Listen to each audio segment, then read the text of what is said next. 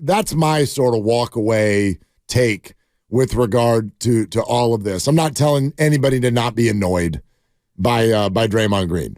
Like that, but totally get it. Totally get it. And I bet everybody around him in his life has always a time or two been like, I think I'm kind of sick of it. I think I'm kind of done with it. You know what I mean? Draymond Green he's kind of like alcohol, okay? A time or two in our lives, we've all quit him. But then again, boy, you can really have a good time in moderation, but you're also going to get some negative side effects. You might get a headache in the morning. Your gut might get a little bit bigger if you have too much Draymond. Like that's what he is. How many of you are like never going to have a glass of wine or a beer again? You will. You won't. You will. Not all of you, but you will. And you will also cheer Draymond when he gets back in 5 games. Yeah, you will. You will. You know, until you get that time when he overindulges in arguing with refs and it's like over-imbibing and he gets 2 texts and ejected in a game where you need him and then you lose the game and we'll all spend the next 11 hours on this station and rip him and talk about, that's it. I'm so done with Draymond. I'm so out on Draymond. and then he until you get some sleep. Right. And then you wake up and you're like, oh, well, yeah. Until he comes back I and forgive you. You know, does, more things to help you win, takes a charge. I mean, we talked about this off the top in the crossover. To me, and I have no interest in ending our conversation, but to me, this is a mic drop. If you agree that Draymond Green makes Steph Curry a better player, and I bet most of you do, if you agree with that, we're done here. We're done. And when I say here, we're done with it's time to move off of Draymond. He's overstayed his welcome. He's not worth it anymore. He's not worth the headache. If you agree that he makes Steph Curry a better player, I think all other arguments are losing arguments. And I think that's what the Warriors think. I think it's what Steph Curry thinks. Right, and that ultimately is the trump card in any argument. And I do think that that's a big reason why he got re-signed is because Steph Curry, at some level, whether he was asked or whether or not it's a known thing, he wants Draymond Green here. Draymond knows how to play with Steph better than any other player, including Klay Thompson. So if you're Steph and you have a guy who is going to ride for you and set screens for you and do all the dirty work for you and find you when you're open better than any other player, you want him on your team. Next up, let's talk to Eddie in San Mateo. What's up, Eddie? How are you? Hey, what's up, guys? What's up, Dibs? Long-time listener and long-time Warriors fan. I just want to give a little bit more of a nuanced take on this whole Draymond thing. I'm personally tired of his antics and the fact that he gets ejected from games. But we can also say that the suspension was a little bit too long in the league. It's kind of had it in for him, too, because of his past history. So it's kind of like a loaded gun or double-edged sword where you kind of take the good with the bad. But as a longtime Warrior fan, I can honestly say I'm tired of his antics. But I also see where, like you said, he helps the other players like Curry in doing the dirty work and the defense, too. I mean, I think, Eddie, thanks. I think that anybody who says I'm tired of Draymond's antics, my only response is, I get it. Yeah. And I'm tired of his antics, too. I totally get it. And I don't know that there's no cure for that. It's a little bit like your child or your children where, for example, last night, my baby, almost 15 months old, had about an hour where she was whining. Crying, yeah. Not even crying, for no real reason. It's like, you know what? I'm about tired of your antics.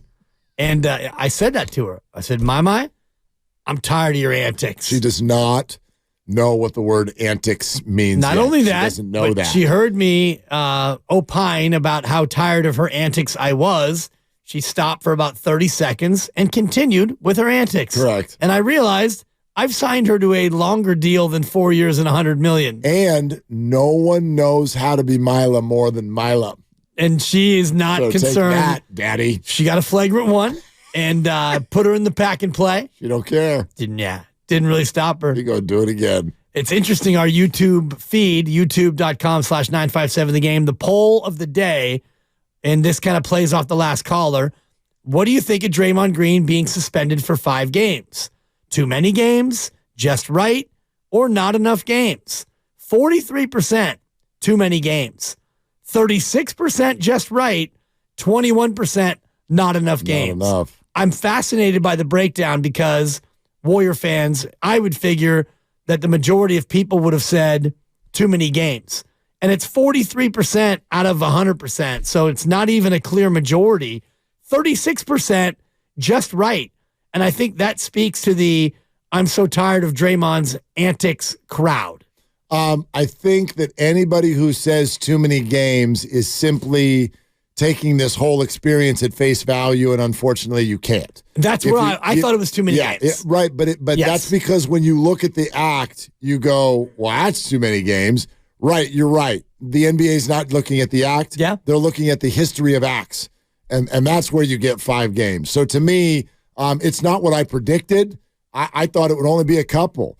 So Ramona Shelburne, same thing, Yeah, I agree that it feels like too much, but I've also taken a step back and realized, even in their explanation, they're not just talking about what he did to Rudy Gobert. They're talking about all of the things he done. It's an accumulation sensation, and therefore it makes more sense. Yeah. How about let's go to Scott in Fremont. Hi, Scott. What are you doing? Oh, wait. Hey, Scott, before you talk, hang on one sec. Did you know, Scott, that you're listening to 95.7 The Game, KGMZ FM and HD1 San Francisco? It's always live on the free Odyssey app, Twitch, and YouTube, powered by First NorCal Credit Union. Now you, Scott. A pro's pro, Willard. Well done. Sort of. I am in the camp. I used to be the biggest Draymond apologist, and now I'm in the camp of I'm over it. And I'm over it because I think the juice is no longer worth the squeeze. And I think they would be better without him. I think he's turned into a net negative. And let me explain why. He's become like a fake tough guy. He's not even the same Draymond he was. Forget about how far he's fallen athletically. It's just he was so good against Sabonis and Gobert, and he punks all these guys. He's always played bigger. But when they needed him the most against the Lakers, he's over there like he refused to compete against LeBron. He rolled over for AD. The best game they've played in the last 2-3 years was the game he was suspended against the Kings. And they're much more dynamic without him on the floor on offense. Their net rating shows that. I would argue that on this team, they're better with Saric than they are with Draymond. And they get better whistles when he's not out there. I just think at some point, the whole narrative of you have to take the good with the bad, that worked 3-4 years ago when he was at his peak. The problem is his production and his value to the team has fallen, and the antics seem to have gotten higher up.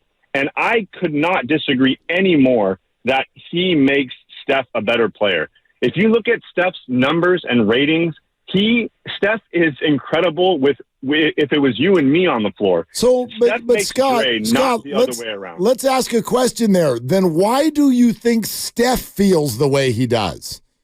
And why do you think Steve Kerr feels the way he does? And I ask that with genuine curiosity. I would be willing to bet you that Kerr would like to turn the page on it. I think it's a Steph thing, and I think it's just because they've played together for so long that I have no doubt he has a genuine like love for Draymond and appreciation for what he's done. But you know, they're not always right. I mean, we always go back. The players wanted Avery Bradley over a GP. I mean, just because he's been through the war with him, I knew they were going to re-sign him because Steph loves him, but they had a get out of jail free card. Now you're stuck for 4 more years with them. And this is not the NBA of like the 80s and 90s where you have to have an enforcer and do all this. Like they've worked that out of the game. So you don't need that guy anymore. You need a guy. You know what would help Steph way more than anything Draymond does is having a player on the floor who was an actual threat, who other teams had to guard and couldn't just clog the paint. Well, that would go miles. Yeah, Scott, I get it. I think you make a real interesting argument. I'd respond by saying that I do think too often our conversations about Draymond go to a place where we want to turn him into a more traditional basketball player. And you heard Scott just do it there at the end. You know what would matter is if you had an offensive threat on the floor. Man, I appreciate the Swiss Army knife nature of Draymond Green. And so when people say he's not a threat on the floor, I'm like, right, not to the NBA 2K game. Right. He's not a threat. Well, not a threat to the basket in terms of putting the ball in it. But to argue that he's not a threat, I think is crazy. I mean, he's literally been running an offense as the point of the offense, the centerpiece of getting them into the offense that's won 4 rings. And I know he's been surrounded by tremendous talent. He's talking about threat to score. I know, but he's no threat to score, really. Understood. But quite frankly, he's never been asked to do that, even when he was at the height of his powers. Yeah.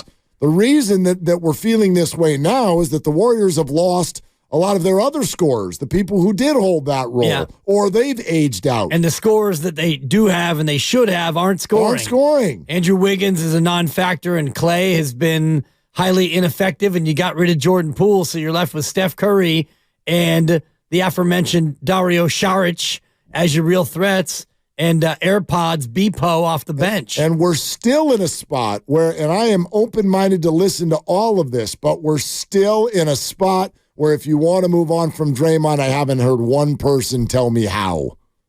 Well, there's no way. How can they? How could they have? To turn him into what? Well, they could have in the offseason. They could have, but understand, every time someone says get rid of Draymond, they'll go, I'd rather have I want you to understand what it would have been. If you get rid of Draymond in the offseason, you're saying I'd have rather had a empty chair. Jordan Poole. You would have had Jordan Poole. I disagree. That would have happened anyway. Jordan Poole could not exist on the Warriors for multiple reasons, Draymond being a large one, but not the only one. Yeah, and we can play the revisionist history game because it's foolish. If they would have let Draymond go and they would have kept Jordan Poole, then you don't have Chris Paul and you don't have Draymond Green. So you got Jordan Poole, Steph and Clay, Looney and Wiggins, and a bunch of the young pups. And are you better than what this team is with Chris Paul and Draymond and not Jordan Poole? I would much rather have this team, as would they. Agreed on that. And this team offers additional financial flexibility in for the future, yes. Jordan Poole's contract into Chris Paul's. That's part of the conversation as well. So, and you can turn Draymond into something if you want, but you're not going to get anything close to the value that you would like to get. And everybody talks about Pascal Siakam, or you're going to get AJ Anunoby, or you're going to get any of these other athletic bigs that teams simply won't part with. So you're going to get rid of your 34-year-old problem, and you're going to get Bam Adebayo. Of course, Miami's just going to serve him up on a platter for Draymond and a player to be named later. There's no answer here. That's why no one has given us one. Right. No one has given us one because there isn't one. I think, no matter the age and the antics, there's no way in hell you can argue that and is this what people are doing? Do some of you feel the Warriors are so better off without him that you'd rather just not have him there at all and replace him with no one? Do you think an empty chair is better than Draymond right now? Because that's where I feel like, in a realistic sense, that's what some of you are saying. And boy, do I disagree with that. But realistically, if you're saying I want him, if you're doing the Harrison Ford, get off my team. If you're doing that, then understand you're not getting anything back. Nothing. You cannot replace him with anything, realistically, right now in this market. And that, to me, is a foolish discussion because they have made the decision to sign Draymond for 4 years. So we as Warrior fans, we get Draymond Green for 4 more years. Now, there might come a time where you can trade Draymond Green, but it's not now, and it's not this year at the deadline, and it's not this year in the offseason. You've got a lot of other things to address before you even get to the Draymond's got to go, we have to trade him portion of this project. They're going to allow this team, this core, to go through this year and see what they can do. And if they can't win a championship or they can't get close, you have a Chris Paul decision at the end of the year. Yep. You got a Klay Thompson decision. You've got Kuminga and Moody who will be entering the last year of their deal with their options picked up. And Draymond's got 3 more years. So if you want to retool, it'll be in June. It won't be in February. Totally agree. Yeah, Tom and Sonoma here on Willard and Dibs. Hi, Tom. Hey, Willard. Hey, Dibs. How you guys doing, man? What's up? Good. Hey, man. As a Warrior fan, I'm getting disgusted, man. I love this team. I love the players, but I just can't stand losing the way we're losing because we're giving the game away because we're getting suspensions. You know, what I want to tell the Warriors, every one of you guys need to look in the mirror and ask the question, what can I do to make this team better?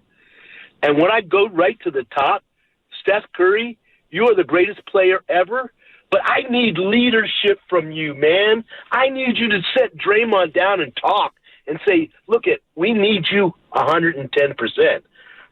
We can't afford you to be suspended, man. You're suspended. We're losing.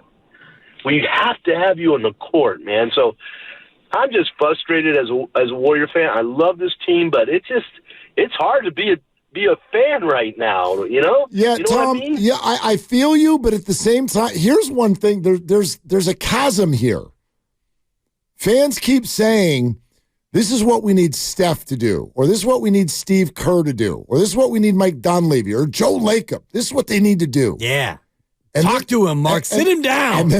And then pull him aside. And then I hear what they say that person should say to Draymond. And I go, full stop. That person doesn't agree with you. Right. Steph Curry does not agree with all of you who say you should lead Draymond to the calm promised land and chill out. He doesn't agree with you.